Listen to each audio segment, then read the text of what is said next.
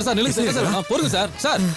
Hello hello sir sir please sir, என் நகையில அடிச்சிட்டு போயிட்டாங்க சார். குழந்தைக்கு ஆபரேஷனுக்கு நகையை அடமானம் வச்சு பணத்தை ரெடி பண்ண போயிட்டு இருக்கும் போது 2 பேரும் வந்து அதை அடிச்சிட்டு போயிட்டாங்க சார். சரி பதட்டப்படாதீங்க. நீங்க யாரு, என்ன, உங்க பேர் என்ன, எல்லாத்தையும் விவரமா சொல்லுங்க. சார் என் பேரு செல்வம் சார்.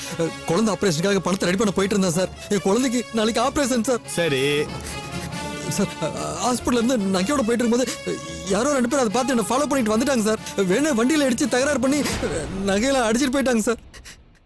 ஆள் யாருன்னு தெரியுமா? ஒருத்தனை மட்டும் பார்த்தா கண்டுபிடிச்சிருவேன் சார். எத்தனை பவுன் நகை?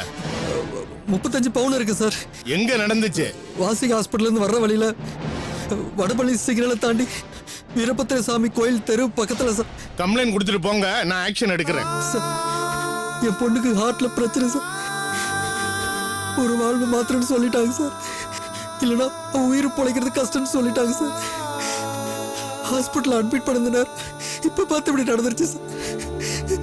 நாளைக்குள்ள மட்டும் அந்த நகை கிடைக்கல. அழாதீங்க, நான் தான் ஆக்ஷன் எடுக்கிறேன்னு சொல்லிட்டேன்ல. முதல்ல ஃபார்மாலிட்டிஸ் எல்லாம் முடிங்க, கம்ப்ளைண்ட் எழுதி கொடுத்துட்டு போங்க. உங்க நகை உங்ககிட்ட வந்து சேர்ந்துரும். சரிங்க சார். நகை தொலைஞ்சது மட்டும் தெரிஞ்சா என் வைஃப் தாங்க மாட்டேன் சார். அட கிடைச்சிரு சார், நம்பிக்கை வைங்க. போங்க கம்ப்ளைண்ட் எழுதி கொடுங்க. கான்ஸ்டபிள் சார் இங்க வா, கூட்டு போ. ரைட்ரா, கம்ப்ளைண்ட் எழுதி வாங்குங்க. நகை கிடைச்சனால சார். போங்க கம்ப்ளைண்ட் எழுதி கொடுங்க. போங்க வாங்க உட்காருங்க. பதட்டப்படாம உங்க பேரு, அட்ரஸ், நம்பரு எல்லாத்தையும் விவரமா எழுதுங்க.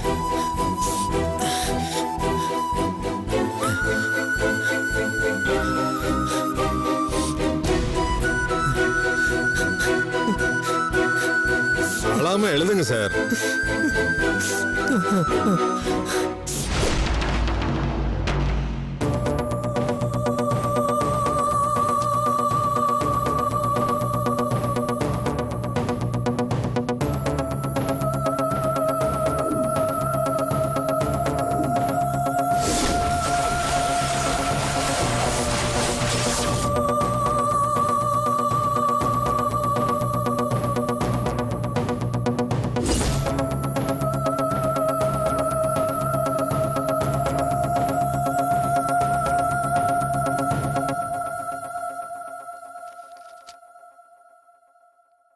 காயத்ரி, என்னம்மா இது? புஸ்தகத்தை எதிரில் வச்சுக்கிட்டு பார்த்துக்கிட்டே இருந்தா அது தானா படிச்சிருமா? என்ன மன்னிச்சிருங்க பாட்டி. நானும் படிக்கணும்னு எவ்வளவோ ட்ரை பண்றேன். ஆனா புத்தி படிப்புல சேரவே மாட்டேங்குது. எப்ப பாரு அந்த சம்பவம் ஞாபகமாவே இருக்கு. ரொம்ப பயமா இருக்கு பாட்டி. நீ என்ன சின்ன குழந்தையா? என் மேல உனக்கு நம்பிக்கை இல்ல? நான் தான் அவனை மறந்துரு, இனிமே எந்த பிரச்சனையும் வராதுன்னு சொன்னேன் இல்லையா? என் வார்த்தையில உனக்கு நம்பிக்கை இல்லையா? அப்படி இல்ல பாட்டி. வாழ்க்கையில எனக்கு இப்படி ஒரு சம்பவம் நடக்கும்னு நான் நினைச்சு கூட பார்த்ததில்ல. ஒரு சாவுங்கிறது எவ்வளவு பெரிய கொடுமை.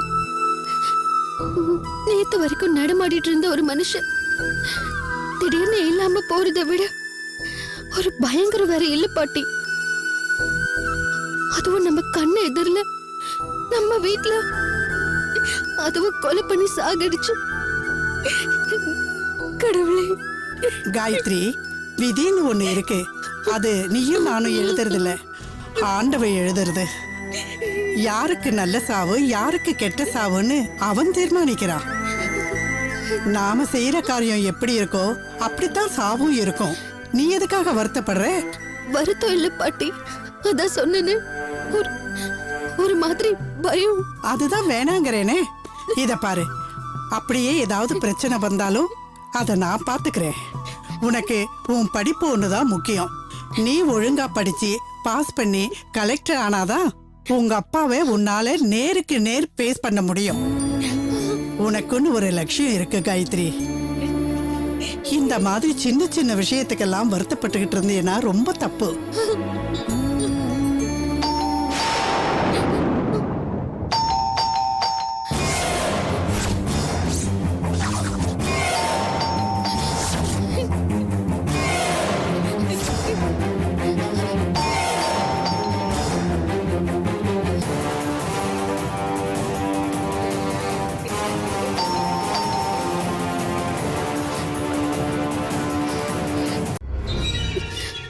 தைரியமா இரு, நான் போய் பார்க்கறேன்.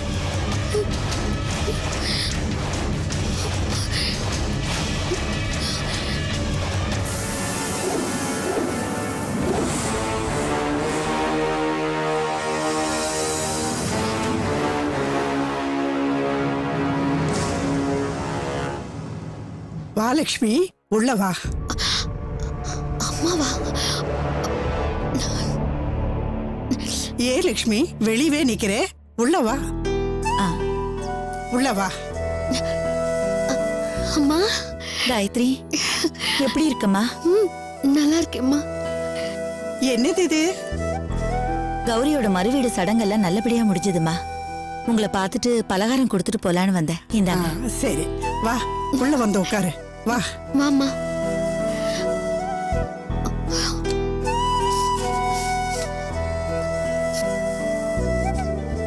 ரொம்ப சந்தோஷம் லக்ஷ்மி. கௌரி நல்லபடியா அவங்க மாமியார் வீட்டுக்கு போயிட்டா இல்ல? உனக்கு ஒரு கவலை விட்டது. பெரிய காரியம்மா.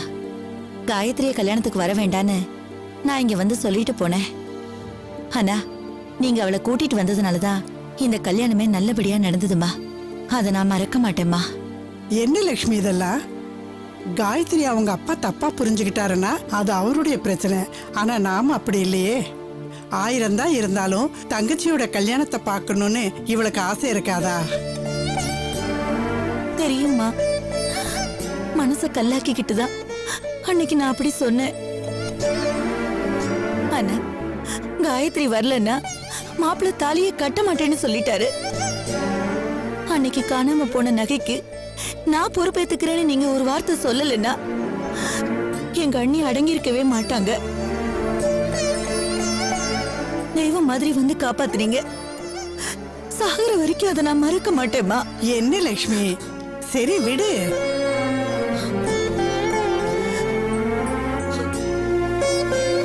அம்மா, கௌரி நல்லா இருக்காளம்மா? அவ நல்லா இருக்காமா. ஆமா, நீ ஏன் ஒரு மாதிரியா இருக்க? இல்லையம்மா, எனக்கு ஒண்ணும் இல்லையே. ஏன் கேக்குற? இல்ல, உன் கண்ணெல்லாம் ஒரு பக்கமா செவந்திருக்கு, அழுத மாதிரி இருக்கு, அதான் கேட்டேன். இல்லம்மா, அதெல்லாம் ஒண்ணும் இல்ல. அட நீ ஒண்ணு லக்ஷ்மி, அவ ரொம்ப நாளாவே கண்ணை டெஸ்ட் பண்ணணும்னு சொல்லிட்டு இருக்கா. ரொம்ப நேரம் படிச்சுக்கிட்டு இருந்தா கண்ணு செவந்து போகுது. அப்படியாம்மா? எதுக்கு கேக்குறேன்னா, நான் வந்து நின்னப்போ என்னமோ சாவு, பயம், என்னமோ அந்த மாதிரிலாம் பேசிட்டு இருந்தேன். அரைகுறையா காதுல விழுந்துச்சு, அதனாலதான் கேட்டேன். அட கடவுளே, இப்படி எல்லாமா நீ பயப்படுவ? அது ஒண்ணும் இல்ல. நேத்து ராத்திரி இவ கூட படிக்கிற சந்துருங்கிற ஒரு பையன் செத்து போயிட்ட மாதிரி கனவு கண்டாளாம். அத நினைச்சு பயந்து ஒரே கலாட்டா பண்ணிட்டு இருக்கா. அத பத்தி பேசிட்டு இருக்கும் போதுதான் நீ வந்திருக்கே. நான் என்னமோ ஏதோன்னு நினைச்சிட்டேன். அது சரி, நீ எப்படி படிக்கிற? நல்லா படிக்கிறேம்மா. உன்னதாம்மா நம்பிக்கிட்டு இருக்கேன். உன் படிப்பு முடிஞ்சு நீ ஆசைப்பட்ட மாதிரி கலெக்டர் ஆனாதான் உங்க அப்பாவோட மனசை மாத்த முடியும். கேட்டியா காயத்ரி? இதே வார்த்தையை தான் நானும் சொல்லிட்டு இருக்கேன். நீ ஒன்னும் கவலைப்படாத லக்ஷ்மி. காயத்ரி மாதிரி ஒரு பொண்ணு உனக்கு தேடினாலும் கிடைக்க மாட்டா. அவ உண்டு, அவ படிப்பு உண்டு. எப்ப பார்த்தாலும் புஸ்தகம் கையுமா தான் இருப்பா. நீ வேணா பாரு, பரீட்சையிலே அவ தான் ஸ்டேட்ஸ்லயே முதல் ரேங்க் வாங்க போறா. நடக்கணுமா? இந்த படிப்பு படிச்சுதான் அவளை அவங்க அப்பாவோட திரும்ப சேர்க்கணும். ஏன்னா எனக்கு அந்த சக்தி இல்லம்மா. அவர் மனசை மாத்துறதுக்கு முயற்சி பண்ணி நான் மறுபடியும் தோத்துதான் போயிட்டு இருக்கேன். நான் கடவுளை நம்புறவமா. எப்படியாவது இவ பெரிய லெவல்ல வரணும். அத பார்த்து அவங்க அப்பா பெருமைப்படணும். அந்த பூரிப்புல திரும்ப இவளை சேர்த்துக்கணும். வாழ்க்கையில இதை விட எனக்கு வேற எதுவுமே இல்லம்மா. நடக்கும் லக்ஷ்மி. கால சமயத்துல கருணை இல்லாம நடக்கிற மாதிரி தான் தெரியும். ஆனா எல்லா காலத்துக்கும் மருந்து அதுதான். உங்க வீட்டுக்காரரு நிச்சயமா மனசு மாறி காயத்ரியை ஏத்துக்குவாரு. அந்த நம்பிக்கை எனக்கு நிறைய இருக்கு. அழாதே லக்ஷ்மி. இல்லம்மா. அம்மா, இந்த பலகாரம் எடுத்துக்கங்க.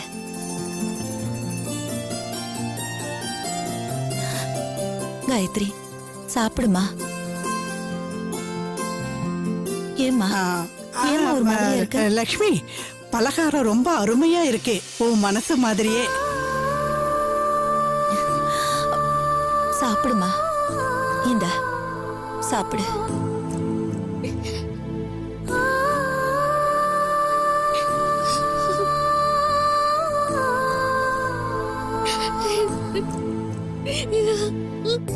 என்னம்மா?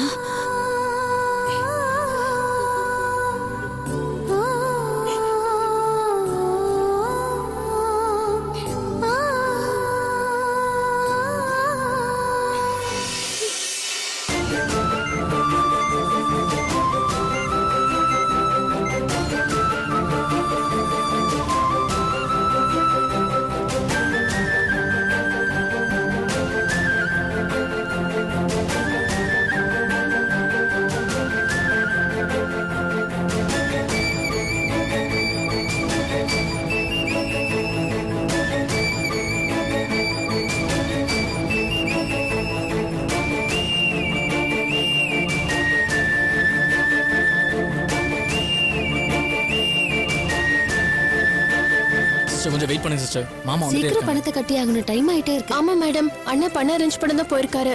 இப்ப கொண்டு வந்துருவாரு. நாங்க கட்டிடுவோம். ஆமா, ப்ளீஸ் sister. மேடம், கொஞ்சம் வெயிட் பண்ணுங்க மேடம். இன்னும் கொஞ்ச நேரம் தான்.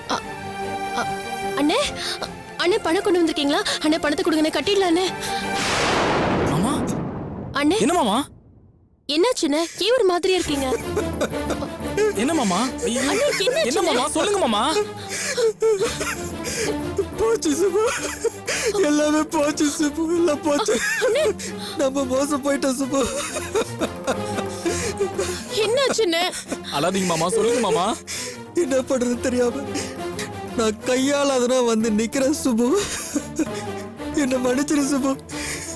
அண்ணே. நகையெல்லாம் போச்சு சுபு.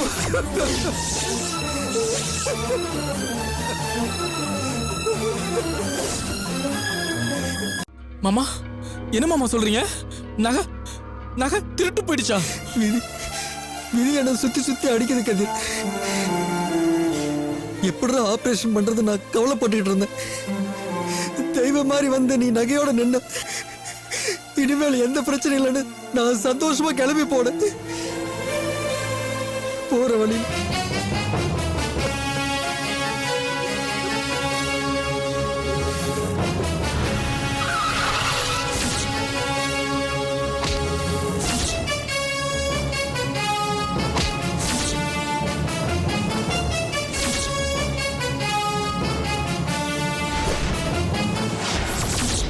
என்னன்னு சொல்றேன்? நகை போயிடுச்சா? நகை பைய வண்டியில தாமா வச்சிருந்தேன். திரும்பி வந்து பார்த்தப்போ வண்டியில இருந்த பைய காணோம். வேணுனே என்ன வம்புக்கு இழுத்து என் கவனத்தை திசை திருப்பி நகையெல்லாம் அடிச்சிட்டு போயிட்டாங்கம்மா. சரி வாங்க கிளம்புங்க மாமா. இதெல்லாம் டிலே பண்ணவே கூடாது. முதல்ல போலீஸ் கிட்ட போய் ஒரு கம்ப்ளைண்ட் கொடுத்துட்டு வந்துரும். திருட்டு பசங்க நெட்வொர்க் போலீஸுக்கு நல்லாவே தெரியும் மாமா. அவங்க மனசு வச்சாங்கன்னா 1 மணி நேரம் போதும். திருட்டு போன நம்ம நகை திரும்ப கிடைச்சிடும் மாமா. போகாம இருப்பா கதிர். இப்ப நேரா ஸ்டேஷன்ல இருந்தாண்ட வரேன் கதிர். கம்ப்ளைண்ட் எழுதி கொடுத்துட்டு நாளைக்கு காலையில குழந்தைக்கு ஆபரேஷன் சொல்லிட்டு வந்திருக்கேன். அண்ணே, இன்ஸ்பெக்டர் என்ன சொன்னாரு? கிடைச்சிருக்கு, கவலைப்படாதீங்க. நான் வெறும் வார்த்தை மட்டும் தான் எடுத்துட்டு வந்திருக்கேன் சுப்பு. இப்படி ஒரு கையால ஆகாதவனா போயிட்டு சுப்பு. அண்ணே, அழாதீங்க மாமா. அழாதீங்க அண்ணே. மாமா அண்ணே, முடியல சுப்பு. சித்திர மாட்டேன். ஐயோ, 35 பவுன். கடவுள், வாழ்க்கையில என்னைக்குமே அவளை மொத்தமா பார்த்தது இல்லடா. இந்த நகையெல்லாம் பணமாகி மருந்தாகி மஞ்சோட உயிரை காப்பாத்த போறேன்னு, ராணி முகத்துல சிரிப்பை பார்க்க போறேன்னு, குடும்பத்துல மறுபடியும் சந்தோஷம் வரப்போகுதுன்னு பைத்தியம் மாதிரி மனசுக்குள்ள குதிச்சுக்கிட்டு இருந்தேன்.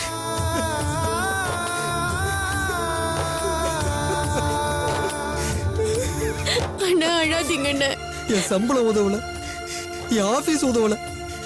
என்னை நம்பி 4 லட்சம் பணத்தை கொடுக்க இந்த உலகத்துல யாருமே இல்லைன்னு நிரூபிச்சிருச்சு. நீ மட்டும் அந்த நகையை கொண்டு வந்து கொடுக்காம இருந்திருந்தா வஞ்சிக்கது ஆயிருக்காது கதிர்.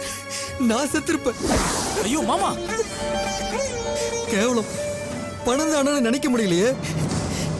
அது இல்லாம எதுவுமே நடக்காத போல இருக்கு. அக்கறையா ஊர்ல இருந்து பத்திரமா எடுத்துக்கிட்டு வந்தேன். இங்க இருந்து கடை வரைக்கும் கூட எடுத்துட்டு போக துப்பு இல்லாம போயிருச்சடா கதிர். அழாதீங்க மாமா, நம்ம நகை கண்டிப்பா நம்ம நகை கிடைச்சிரும். நீங்க பயப்படாதீங்க.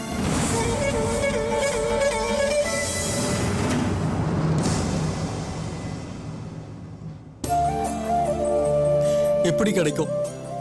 யாரு கொண்டு வந்து கொடுப்பாங்க? ஒண்ணுமே புரியலையே கதிர். உங்க அப்பா அம்மா கிட்ட சண்டை போட்டு வாங்கிட்டு வந்தேன்னு சொன்னேன். இப்ப எந்த முகத்தை வச்சுட்டு அவங்க முன்னாடி போய் நிப்ப? காரி துப்ப மாட்டாங்க. தன்னோட நகை, உன்னோட நகை, பொண்ணோட நகைன்னு பீரோல போட்டு பூட்டி வச்சிருந்திருப்பாங்க. ஒரு கல்யாண காட்சின்னா போட்டுட்டு அழகு பார்க்கணும்னு நினைச்சிருப்பாங்க. தனக்கு அப்புறம் பொண்ணு சந்தோஷப்பட எல்லாத்தையும் எடுத்து கொடுக்கணும்னு பேசிட்டு இருந்திருப்பாங்க. புருஷனா லட்சணமா என் பொண்ணுக்கு என்னடா பண்ணனு என்ன ஒரு வார்த்தை கேட்டாங்கன்னா நான் எங்கடா போய் முட்டிக்குவேன் கதிர். அண்ணே, என்ன இப்படி அழுதுட்டு இருக்கீங்க?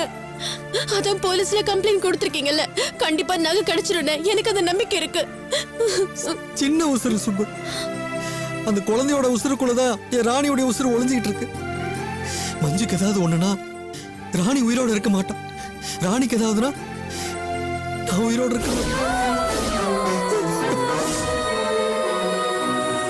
அண்ணே வேணாம் அண்ணே, அப்படி எல்லாம் பேசாதீங்க.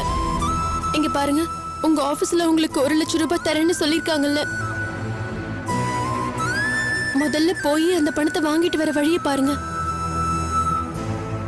அப்புறம் ஏனக என்கிட்ட தானே இருக்கு, அதை வித்து பணம் ஏற்பாடு பண்ணிக்கலாம். முதல்ல ஹாஸ்பிட்டல்ல கட்டி ஆபரேஷன் ஆரம்பிக்க சொல்லலாம். டிஸ்சார்ஜ் ஆகிறதுக்குள்ள தொலைஞ்ச நகையெல்லாம் கிடைச்சிரும். அண்ணே, மத்தது எல்லாம் அப்புறம் பாத்துக்கலான்னு போங்கண்ணே. எனக்கு கூட சுபு சொல்றதுதான் சரின்னு படுது மாமா. ஆபரேஷன் நடக்கணும். இப்ப அதுக்கு இப்ப என்ன செய்யணுமோ அதை செய்வோம். சும்மா கவலைப்பட்டு ஒரு காரியம் நடக்க போறது இல்ல. முதல்ல போய் அந்த 1 லட்சம் ரூபாய் வாங்கிட்டு வாங்க. சுபு சொன்ன மாதிரி அவ நகையும் வச்சு பணம் வாங்குவோம். ஹாஸ்பிட்டல்ல போய் பணத்தை கட்டுவோம். மத்ததெல்லாம் அப்புறம் பாத்துக்கலாம் மாமா.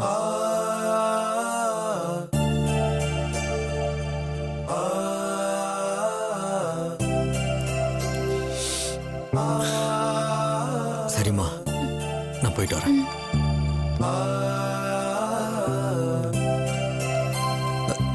சுப்பு, நகை தொலைஞ்ச விஷயம் உன் அன்னைக்கு தெரிய வேண்டாம். தெரிஞ்சதுன்னா அவன் நொறுங்கி போயிடுவாமா. சரிங்கண்ணே, நான் சொல்லல. நீங்க கவலைப்படாம போயிட்டு வாங்க.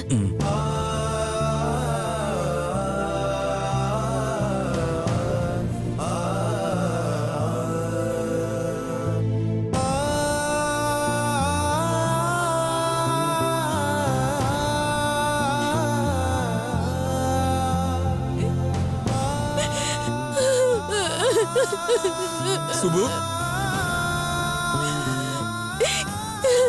என்னால தாங்க முடியல மாமா. என்னாக போகுதோன்னு பயமா இருக்கு. இல்ல சுபு, கஷ்டம் மொத்தமா வருதுன்னா சந்தோஷம் பின்னாடியே வருதுன்னு நினைச்சுக்க வேண்டியதுதான். இதுக்கெல்லாம் மனசு தளர விடாத. நீயும் நானும் சரியா இல்லாட்டி மாமாக்கும் அக்காக்கும் யார் தைரியம் சொல்லுவாங்க? சும்மா அழாத. வா சுபு.